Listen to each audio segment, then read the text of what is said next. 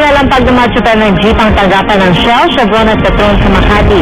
Hiling nilang gawing nationwide ang oil price freeze na itinatupad sa Luzon. May ulat on the spot si Julius Segovia.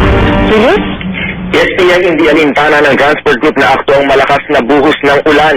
Kinalampag nila ang tanggapan ng Big 3 oil players sa Makati. Una nilang sinugod ang Petron Building. Kinundra nila ang pananakot ng mga kumpanya ng langis, partikular ng Big 3, na di umano'y magkakaroon ng shortage dahil sa umiiral na Executive Order 839. Ayon kay Efren De Luna, national president ng akto, hindi ito makatuwirang dahilan.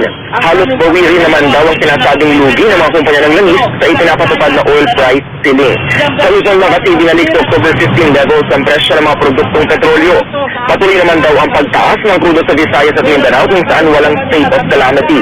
Panawagan nila sa gobyerno gawing nationwide ang umiiral na oil price freeze. Marami pa raw sa mga tsuperang di nakakabangon matapos ang magkakasunod na bagyo. Sunod naman nilang pinunteriya ang tanggapan ng Shell at Chevron. Paulit-ulit ang sinasabi ng mga oil company na makatuwiran ang kanilang presyuhan. Yan muna ang pinakasariwang balita mula sa Makati. Balik sa iyo, Pia. Maraming salamat, Julius Segovia.